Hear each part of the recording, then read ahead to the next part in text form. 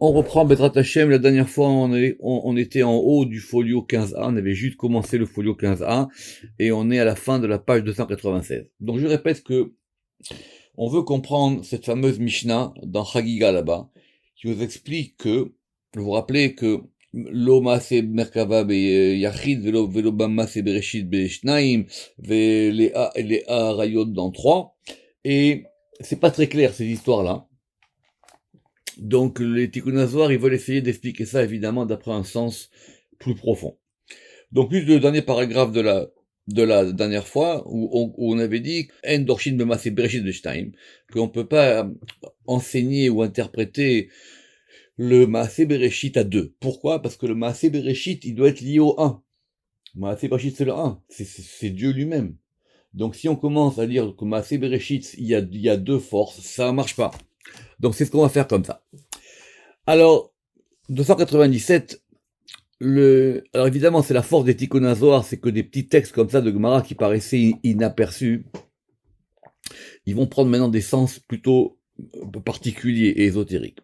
Alors par exemple, c'est marqué dans la Gemara, Lo yochal adam tre velo ishte tre. Alors c'est dans Psachim, et là-bas le Talmud il dit qu'un homme, il peut pas boire deux coupes à la fois. Et il peut pas non plus, et il peut pas manger deux plats à la fois, et il peut pas boire deux coupes à la fois. Alors évidemment, on va dire que ce sont des conseils alimentaires. Alors ici, on dit non, c'est ça qu'on veut nous dire. Parce qu'il faut pas être dans le 2. Il faut pas être dans la dualité. Voilà. Il faut pas être dans la dualité, c'est un grand principe. Il faut toujours tout ramener au 1. Il faut toujours tout ramener au 1. Si on voit les choses bien et mal, droite et gauche, ça marche pas. C'est pour ça que Maaseh Bereshit, ça peut pas être lié au 2. Donc, il faut toujours ramener ça à l'unité. Alors, si c'est comme ça, pourquoi la Mishnah, elle a dit que on peut pas étudier la Merkava dans le Yachid? Le Yachid, c'est l'unique du monde. Begin. De Yachid let le shituf de yu mem tet. Que Ravna de Nishmata de let le shituf begufa. Alors c'est extraordinaire ce que vous dites ici. Pourquoi? Parce que la Merkava c'est même tête. On peut pas associer l'unique, c'est-à-dire le grand patron, même le Ensof, il va dire le Ramak, à la Merkava. La Merkava, c'est déjà un degré inférieur. Et c'est pareil que la Neshama, elle peut pas s'associer au corps. On va dire, mais on comprend pas ce que ça veut dire ici. Alors pour ça, il nous faut la note 48 du Ramak qu'on va lire ensemble. De même que la Neshama, elle n'agit dans le corps que par l'intermédiaire du Ruach, et que le Ruach, il n'agit dans le corps que par l'âme, que par Nefesh, il agit dans le corps. Autrement dit, ça se fait de façon graduée. La Merkava, c'est quelque chose qui agit par rapport à même tête, par rapport au Sirot, et après ça remonte au Yachid. Donc on ne peut pas associer directement la Merkava au Ensof. La Merkava, c'est un moyen par rapport au Ensof. C'est un intermédiaire. Très bien. Donc déjà, et ça va être le grand sujet d'aujourd'hui, c'est comment comprendre le lien de même tête avec l'unique, et comment comprendre maintenant comment ces éléments ils vont ensemble. Parce qu'on avait dit, vous vous rappelez que c'était un problème de Mishneh, qu'il était second. Et que, effectivement, des fois, dans la vie, on peut pas passer directement par le patron. Il faut passer par des intermédiaires. Mais il faut pas confondre l'intermédiaire avec le patron. Alors c'est pour ça que la Mishnah, elle a dit que tout ça, c'était uniquement si Elaim Ken Ayachacham ou Bevimidato. Sauf s'il est sage et qu'il comprend dans son date. Alors c'est la question du Zohar. Tu es en train de me dire que on peut pas associer la Merkava au patron. Ce sont des degrés intermédiaires. Même tête, c'est pas lui le chef. Alors comment tu me dis que Ah oui, mais si quelqu'un il est chacham, on a dit que c'était chorma, ou mevin c'est bina, bedato dat, s'il a les 3 degrés de chorma, bina et dat, alors là il peut le faire. C'est comme ça que les Tikkun Azor, ils lisent la Mishnah. Quand on a dit qu'on pouvait pas le faire ni à 1, ni à 2, ni à 3, c'était de façon générale. Mais si quelqu'un, il réussit à avoir les 3 degrés de Chokhmah, Bina et Dat, alors à ce moment-là, il peut le faire. Ça veut dire quoi? Que même oui, il peut le faire au 1. Alors ça veut dire quoi? Alors, c'est ça la question, on relit. Ve'amayamar, ela imken el-chacham ou midato. Achamashma, d'ici donc, on entend, des it le merkava le ela li kucha berechu de i melacha dile. On va traduire et on va essayer de comprendre. De là, on apprend que il y a une merkava en haut pour kucha berechu, de melacha dile, et qui est son action à lui. Alors évidemment, des textes de Zohar comme ça, il faut les méditer. On ne comprend pas du tout ce que ça veut dire. Alors, voilà comment le Ramak, il explique. Premièrement, comprenons la question. Si tu me dis que la Merkava, elle est complètement séparée du degré de l'unique, le Ensof, alors comment est-ce que je peux lier ça à Chorma, Bina, Vedat? Donc, est-ce qu'il y aurait donc un chariot plus haut, ou est-ce qu'on pourrait faire une connexion par rapport à ces degrés? Autrement dit, qu'est-ce qu'il faut faire pour pas tomber dans le dualisme? Comment est-ce qu'on peut échapper à ça? Alors, la réponse, elle va être par les lettres. Ou ma'i, c'est quoi cette action du chariot qu'on peut relier au yachid si on passe par Chochma binadat? A'i, dei kedila mi Chochma ou vina udat. C'est comme on avait compris, c'est lorsque c'est totalisé de Chochma, bina et dat, qui vont correspondre à Yud Kevav. Ça va dépendre maintenant de la composition du nom divin. Alors le Yud, il est Chorma, ça on le sait, le E, il est Bina, et le Vav, il est Dat. Donc quand on peut rallier ça avec des lettres, ça fonctionne. Et vous allez dire ici, on n'a que 3 lettres. Melacha dit latadvan, he shrintatata. Or l'action, la melacha des 3 lettres, elle est le He, qui est la shrina d'en bas. Chez l'imou dit latadvan, et qui est la complétude des 3 lettres. Alors, on va prendre du temps parce que c'est très très important ces lignes de Zohar là. D'abord, d'où ça vient cette notion de melacha? Cette notion de melacha, elle vient plus haut. Quand on avait parlé de Ve'emale oto ruach elokim bechorma bidvuna uvedat, à propos de Betsalel, quand il allait pour construire le Mishkan. Et là-bas aussi, pour qu'il puisse construire un Mishkan, pour que ce Mishkan, les gens ils comprennent bien qu'il y a une différence entre le Mishkan et Dieu lui-même, que le Mishkan c'est un intermédiaire, c'est comme un reflet, c'est comme un miroir. Rav Shriki, il a dit c'est comme une vitrine. Il y a un magasin et le magasin il a une vitrine. C'est ce qu'on voit nous du magasin. Le passouk qu'il a dit à la suite ou bechol melacha, et dans tout travail. Alors, donc on relit. Melacha dit la tadvan ihi he shrintatata. Autrement dit, on a le tétragramme Yud Ke Vav. Les 3 premières lettres, elles indiquent Chochma Bina Vedat. Et ça doit déboucher vers une action, vers une melacha qui doit réaliser ça. On doit aller dans le stade de la réalisation. C'est quoi le stade de la réalisation? C'est le dernier He. À tel point que ce dernier He, c'est pas simplement une lettre. C'est d'ailleurs comme dans tous les mots. C'est la dernière lettre, elle indique là où le mot y va. Très important quand on verra après les tirofim. La première lettre d'un mot, elle indique la tonalité du mot. Le yud, dans le Shem Yud Ke Vav Ke. Ça commence par un Yud. Et la dernière lettre, elle indique la direction, jusqu'où ça va. Ça va dans le He.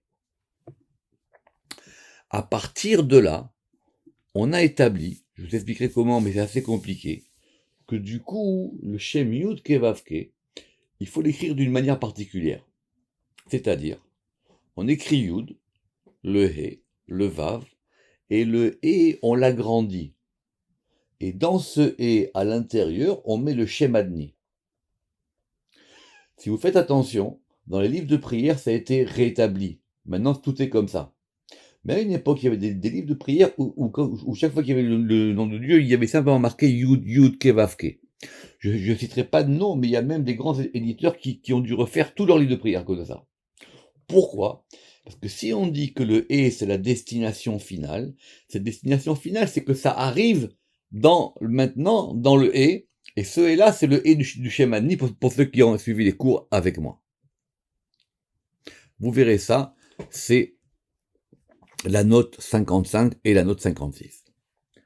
À l'Aïtmar, donc sur ce principe-là que maintenant, quand on unit les choses et qu'elles vont jusqu'à leur destination, là on n'a plus de problème, parce qu'on a tout relié. C'est vrai la vérité, c'est une bonne question. Pourquoi le nom de Dieu il a 4 lettres? Pourquoi est-ce que ça passe par un degré de 4? Pourquoi ça passe pas par une lettre? Vous comprenez la question? Si Dieu il est 1, pourquoi c'est 4 lettres? Pourquoi c'est pas une lettre? À tel point les lettres sont importantes, c'est le cours qu'on a commencé hier soir. Parce que ça indique un mouvement. À tel point que c'est pour ça que pour revenir au Mishkan, à l'Aïtmar, il a été dit à ce propos-là, Vatechel kol avodat à Mishkan, et fut totalisé, terminé, complété, toute la avoda du Mishkan. C'est-à-dire que c'est quoi?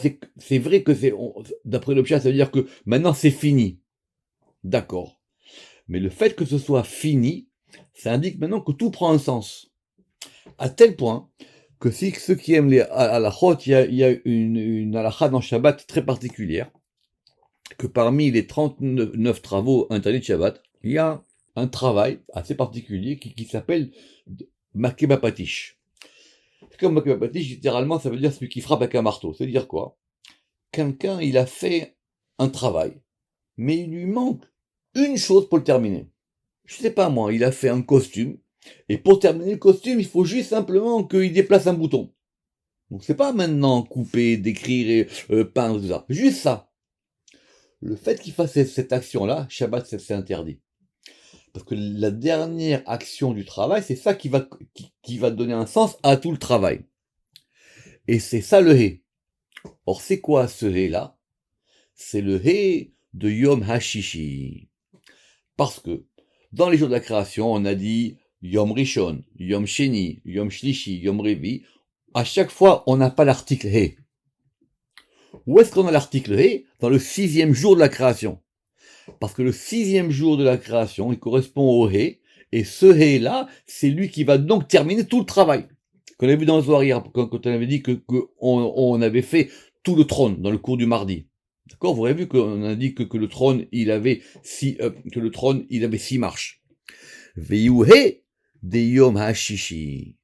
Il y a marqué quoi? Vayerev vayiboker, Yom HaShishi, vayicholo Shamaim. C'est quand on a posé le He de la fin, que maintenant, tout est complet. Vous pourriez me dire, mais par exemple, non, s'il me manque la création du 6e jour, le soleil, il est déjà là. Non. Le soleil, il n'est pas complet encore. La création, c'est un tout. Tant que le tout n'est pas posé, ça marche pas. Uberinda, afalgav de amrinan, endorshin bamerkaba beyachid.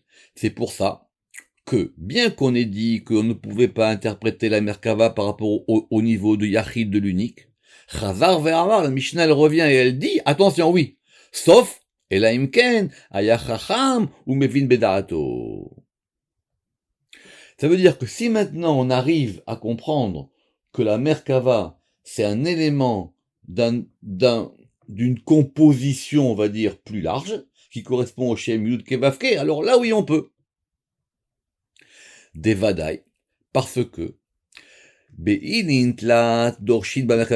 si on a ces 3 degrés, alors là, effectivement, on peut, Dorshin, enseigner la Merkava dans le 1. Ou Bela Hilintlat, mais s'il n'y a pas ces 3, la Viu Yehuda Dile, il n'y a pas d'union. Donc c'est parce que les choses, elles sont séparées. Quand on unit tout, évidemment qu'on peut avoir plusieurs éléments. Vedayu Raza, et c'est ça, hein, le mystère.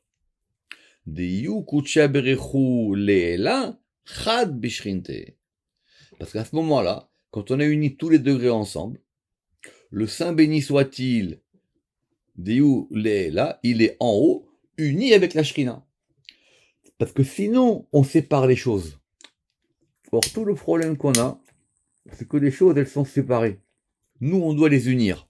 Vechad, il est tat, vechad, il est tata, bemem tetet, bela shrinte. Ah, mais quand maintenant ça se passe en bas, et que c'est même tête sans la shrina, ishtane be, alors effectivement, il change en lui. Si maintenant, les choses, elles sont pas articulées, alors tout change.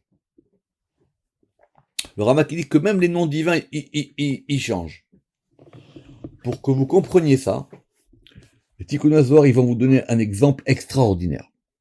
C'est quoi? J'espère que tout le monde sait l'histoire de Rabban Irtasu Pardes, qu'il y a 4 qui sont rentrés dans le jardin. Vous vous rappelez cette histoire, on l'a vu plusieurs fois, c'est une histoire qui est marquée de la Gemara, et que Rabbi Akiva, il a dit faites attention quand vous allez arriver là-bas. Donc c'est une espèce d'expérience mystique où il y a 4 personnes qui sont rentrées dans les mondes d'en haut, de leur vivant. Effectivement, il y en a pour lesquels ça s'est bien passé et d'autres pour lesquels ça s'est mal passé. L'un pour lequel ça s'est mal passé, c'est celui qui s'appelle Elisha. Et Elisha, à tel point qu'après on l'a appelé Acher. On parlait de grandes personnes. Pourquoi ça s'est mal passé pour lui? Parce qu'il n'a pas compris ce qu'il a vu en haut. Il a vu en haut des choses différentes de l'en bas. Le Ramak, il va expliquer qu'il a vu qu'en haut c'était un monde complètement différent. Je comprends pas, il dit. En bas, on fait une Torah comme ça, et en haut, c'est différent. Lisons d'abord le texte.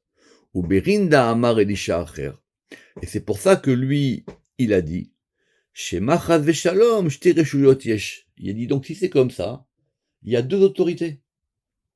Il y a 2 principes. On n'est pas dans le 1. La note 63. Il a vu que la direction supérieure était dans la voie de l'unification et que la voie de la direction inférieure était dans la voie de la séparation. Il a dit en haut tout est uni et en bas c'est pas uni. Donc du coup, littéralement, il est devenu autre. Il a complètement rejeté tout. C'est pour ça que ce sujet de même tête, il est sensible.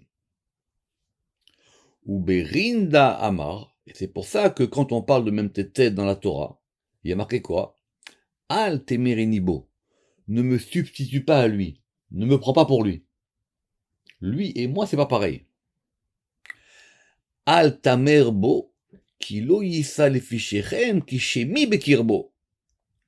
Alors, ne te rebelle pas non plus contre lui, car il ne portera pas vos péchés, parce que mon nom est en lui. C'est-à-dire quoi? Il y a le nom de Yudke Vavke, ou le nom de Dieu, dans même tête. La preuve, j'espère que tout le monde a révisé Shar Praté Hashemot, même tête, il a pour Gematria Shakai. Le Shem Shakai, c'est même tête. Berin de même tête, Yusheni la Melech. Parce qu'effectivement, lui, il est le second du roi. C'est pas le premier. Donc il y a une direction d'en haut et une direction d'en bas. Vechadi shrinta belo baala, itkare ay malach mishnela. Et lorsque maintenant la shrina, elle est en exil en bas, et elle n'est pas reliée avec le patron, alors lui, même tête, il n'est pas non plus relié, et donc lui, il s'appelle le Mishneh. Donc il est Mishneh par rapport à Malchut et pas par rapport à Tiferet, c'est ce qu'il dit le Ramak. Alors, Vous allez dire, mais c'est très très complexe cette histoire. Évidemment qu'elle est complexe.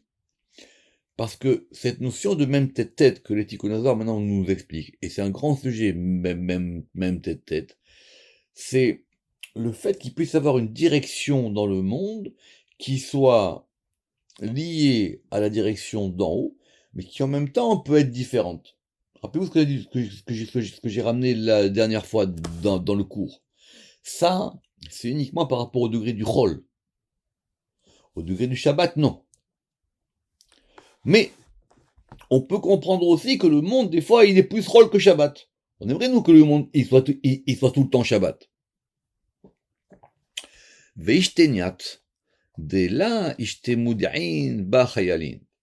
Et donc, et elle se change. Donc maintenant, comme la Shrina qui est liée à la Merkava, qui est liée à même tête, elle n'est pas liée à l'en haut. Donc elle va devoir se protéger. C'est exactement la situation qu'on vit. La Shrina maintenant, on se dit, mais elle n'est pas là. On n'est pas protégé. Parce qu'on va voir après, le Zohar, il va nous ramener la sortie d'Égypte. Alors elle doit se cacher. De là, ishtemud'in bechayan, ou madei matronita.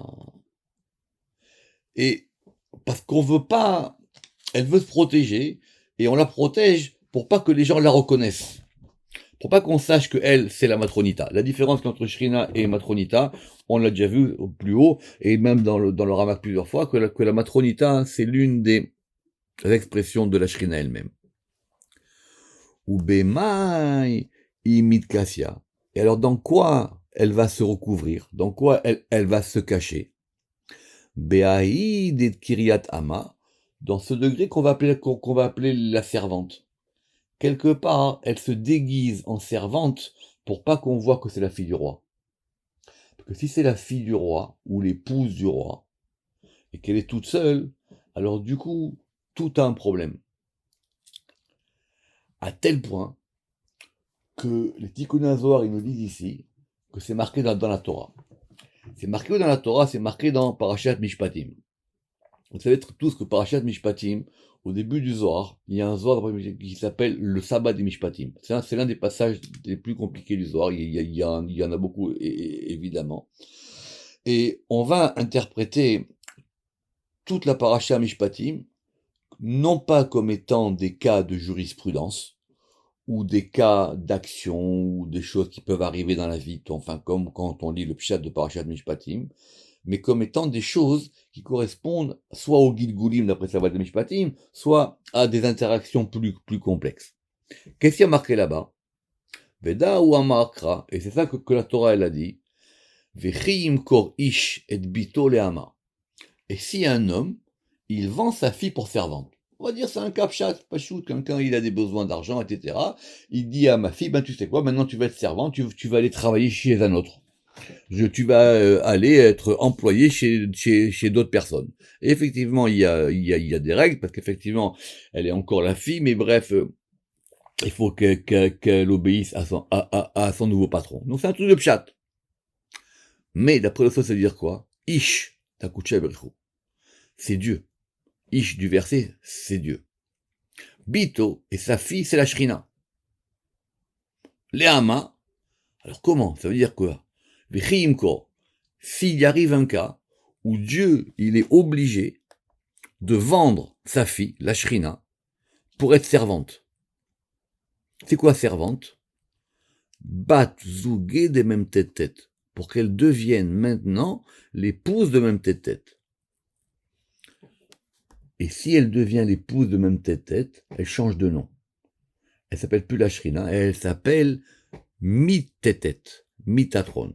Ça, c'est un truc très précis. Les gens, il ne faut pas qu'ils disent des bêtises. Il y a donc 2 degrés. Il y a même tête, Métatron, et il y a Mitatron. Quelle différence? Betosefet Yod, parce qu'on rajoute un Yud. C'est quoi ce Yud? C'est le Yud de la Shrina. Elle reste la Shrina, mais elle est devenue maintenant la servante. Et donc elle devient du coup, au lieu d'être l'épouse ou la fille, elle devient maintenant l'épouse de quelqu'un d'autre. Mais ça, c'est en même temps quelque chose qui n'est pas normal, on va dire. C'est quelque chose en même temps qui va faire que elle va pouvoir, alors, c'est pas normal parce qu'elle change de degré, c'est pas normal parce qu'elle va maintenant descendre, mais en même temps, c'est aussi une protection. Mais maintenant, il y a une différence entre la Hama et la Shifra. La Hama, c'est la servante, et la Shifra Bisha, elle, c'est vraiment la mauvaise servante. C'est de l'autre côté. Évidemment, ça marche pareil des deux côtés. Parce que elle, c'est qui Shifra Bisha, Ima de Revrav, c'est elle la mère de Revrav. Pourquoi le Tikkun Hazar maintenant, tout d'un coup, il nous parle du Revrav? Très très bonne question. Parce que ça veut dire que eux aussi, ils ont un rapport avec un degré féminin qui est de l'autre côté. Uberin dea ishifra bisha ubanaha lo ishtemodin ba. Et pour que cette mauvaise servante et ses enfants ne la reconnaissent pas, elle va se cacher dans son esclave à lui, comme la neshama dans le corps. Elle se cache. Normalement, la neshama, elle devrait irradier du corps. Quand on a parlé de la dernière fois, une dame m'a parlé du corps de lumière. Oui, elle devrait irradier, mais là complètement, elle est complètement cachée. Alors ça, hein, les Tikkun Hazar, ils vont très vite, évidemment, comme d'habitude. Ils nous font passer pour comprendre une chose d'un côté par rapport à l'autre côté. Mais revenons à nous. Revenons à nous dans le bon côté. Ou Begaluta Kadma, lors du premier exil. De la Chazrat le Malchutaha Berata de Malka. Donc, dans le premier exil, qui s'appelle l'exil d'Égypte, parce qu'on compte, vous savez qu'il y a 4 exils. Le premier, il est compté par rapport à l'Égypte. De la Chazarat le Malchutaha Barta de Malka. Quand la fille du roi, elle n'est pas revenue à sa royauté. Ça veut dire que, alors, évidemment, ça va vite. C'est-à-dire que on n'est pas revenu comme il fallait. La preuve, c'est qu'il y a eu le veau d'or. D'accord? Vela nafkat me'augufa. La nafkat roshit, elle n'est pas sortie du corps, c'est-à-dire elle n'a pas pu s'émanciper. Parce que c'est la suite de ceux qui connaissent dans Parashat Mishpatim, là-bas on dit au bout de combien de temps cette fille qui a été vendue comme employée ou comme servante, elle va redevenir libre. C'est quand maintenant elle est complètement délivrée. Alors là-bas, elle n'est pas encore sortie du livre. Ou Berina itmar beun, et c'est pour ça qu'on dit Avadim aenu leforbe Mitzrayim. Nous étions esclaves de Pharaon en Égypte. Ça veut dire, normalement, l'exil d'Égypte, il aurait pu directement nous faire revenir au degré de la faute, au degré plutôt d'avant la faute. Il aurait dû nous faire revenir au degré d'avant la faute de Adam Arishon. Mais ça a pas marché. Alors pourquoi est-ce qu'on dit que nous étions dans cet esclavage-là? Begin de avut, echut, reshut, de aoueved. Parce qu'ils étaient sous l'autorité de cet esclave-là. On était sous l'autorité, on était enfermés. On était quelque part recouvert de quelque chose. On ne pouvait pas faire sortir cette lumière, si on veut parler comme ça. Uberinda, Amar Paro be'ayata, lo yedati et Hashem. Vegam et Israël, lo shaleach. Quand Moshe il est venu voir le pharaon, et il lui a dit, fais sortir mon peuple. Ça veut dire quoi? Fais sortir la Shrina d'exil. Parce que la Shrina, elle était en exil en Égypte. C'est Moshe qui a fait sortir la Shrina d'exil. Pharaon, il a dit, c'est un midrash connu, Ben Levi Dichonevacha, il aimait beaucoup ce midrash. Pharaon, il a dit, mais très bien, mais de quoi vous me parlez? Il dit, mais on parle de Yudke Vavke. Il dit, Yudke Vavke, moi je ne sais pas qui c'est Yudke Vavke. Alors le midrash, il raconte, c'est un midrash extraordinaire, que Pharaon, il a dit, vous savez quoi, j'ai un livre avec tous les dieux. Donc amenez-moi mon livre, et je vais voir, peut-être je trouve ce dieu-là, peut-être, mais je ne sais pas, on dit qu'il y a beaucoup de dieux. Alors il a commencé à chercher, il a dit, vous savez quoi, hein, non, dans mon livre à moi, je ne connais pas Yudke Vavke. C'est pour ça qu'il y a marqué ici, lo yedati et yud kevavke. Le Midrash, il dit, comment ça se fait que Pharaon, il connaissait pas ça? Il dit parce que c'est simple. Un Kohen, il peut pas, enfin, il dit c'est comme quelqu'un qui va chercher un vivant au cimetière. Ça marche pas. Son livre, c'était un livre de mort. C'est d'ailleurs à tous les sens du terme. Et donc, on peut pas trouver ce degré-là. Ça veut dire quoi? Ça veut dire que la Shrina a été tellement cachée que Pharaon, il a pas vu. Ou Berinkar. Ou Berinda Nafkou Moussa. Et c'est pour ça qu'on a dû sortir vite d'Égypte. Très très vite. Il y a eu une fenêtre qui s'est ouverte, cette fameuse fenêtre du 15 Nissan. Et quand cette fenêtre s'est ouverte, à ce moment-là, c'est pour ça qu'on est parti vite. C'est une question que tout le monde pose. Alors à partir du moment où les Égyptiens ils ont eu 10 plaies, on a le temps de partir. Maintenant pourquoi on part vite? Et les matzot, et on court, etc., etc. Et le pain il peut pas fermenter. Parce qu'il fallait partir vite. Parce que sinon, on aurait été tout de suite recouvert par l'Égypte. Que avda de let lektavcheru ou barach miribone. Écoutez ça. Comme un esclave qui n'a pas en lui son acte de libération, donc c'est pas officiel. Donc du coup, il est obligé de partir vite. Parce qu'on était encore sous cette domination-là. Aval.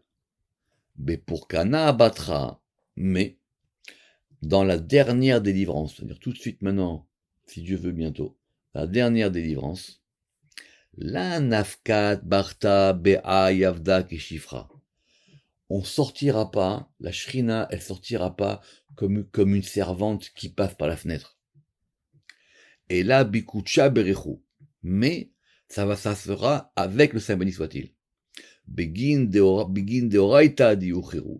Parce que la Torah qui est liberté, elle sera avec lui dans le dernier exil. Deiu chiru dila, car elle est sa liberté. Alors, on va prendre un peu de temps, évidemment, c'est compliqué. Pourquoi est-ce que on a besoin de la Torah pour ça? Alors le Rama qui pose la question directement dans la note 83, il dit mais la délivrance et dans l'exil de Babylone, quand on est revenu, il y avait aussi là-bas la Torah. Alors il dit parce qu'il y avait des problèmes. Ça empêchait ça. C'est la note 83. Mais maintenant, dans la dernière délivrance, comme on a vu que nous vous rappelez vers Maskilim Yaziro Kezor Arakia, qu'il y aura un dévoilement de la Torah. Alors ça permettra que maintenant la Shrina, elle peut sortir comme une femme libre. Ce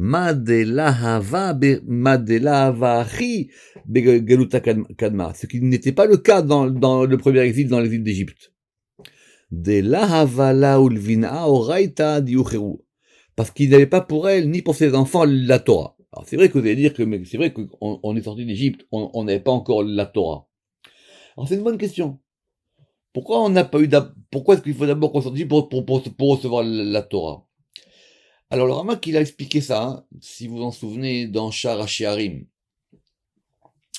Parce que vous voyez bien que la sortie d'Égypte, finalement, elle n'est pas complète. C'est pour ça que tout de suite après, on passe dans la période de l'Homer. Parce que le but, c'est qu'on ait la Torah avec ça. Si simplement se délivrer pour se délivrer, et qu'il n'y a pas une lumière en plus, ça marche pas. Donc ce processus complet de la sortie d'Égypte, il était quelque part incomplet, mais il n'y avait pas le choix. Parce que tout dépend maintenant de la Torah.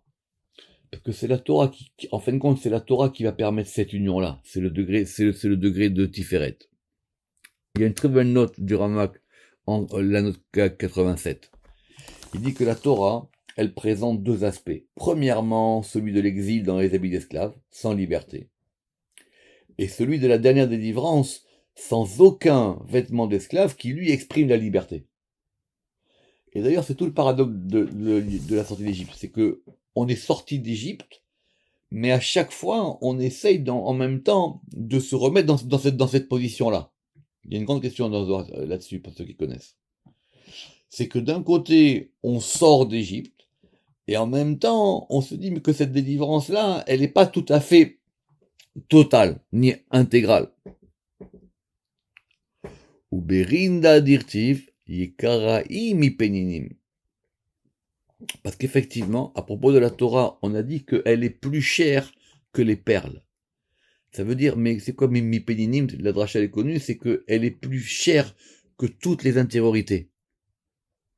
Ça veut dire que la Torah, elle doit se dévoiler dans son degré intérieur. La preuve, c'est que quand on reprend la suite des versets concernant l'homme qui a vendu sa fille, qu'est-ce qui a marqué là-bas? L'otetse ketset avadim. Elle ne sortira pas comme le statut normal des esclaves. Elle sortira comme une fille libre. Elle sortira pas comme quelqu'un qui se cache. C'est-à-dire, effectivement, on sort d'exil, mais à chaque fois, on doit se cacher, et à chaque fois, la shrina, c'est compliqué, les gens, on a du mal. Non. Tout dépend que cette shrina, maintenant, elle soit comme une reine. Veda ou Deama, et ce qui a marqué, et c'est ce que le prophète, il a dit. Kilo bechipazon tetseu. Le prophète, il a dit à propos de la dernière délivrance. Car vous ne sortirez pas dans la précipitation. Ou bebenu salotelechu. Et vous n'irez pas en fuite. Qui oler lifnechem Hashem, parce que Yudke Vavke, il sera devant vous.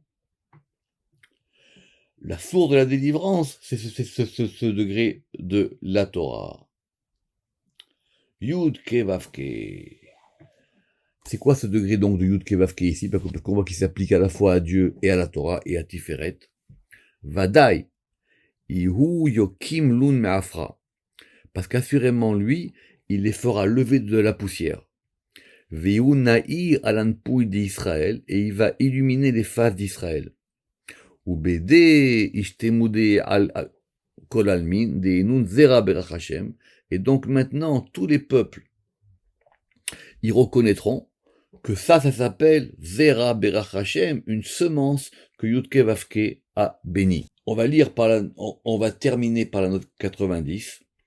Le Ramak, il illuminera leurs faces, et ils ressembleront aux étoiles que le soleil illumine, comme dans notre verset. Leur degré sera reconnu par toutes les créatures, ce qui n'est pas le cas maintenant, parce que la Shrina, elle est obligée de se cacher dans les forces extérieures, qu'on soit sauvé de ça. Baruch Adonai Le'olam, Amen ve Amen.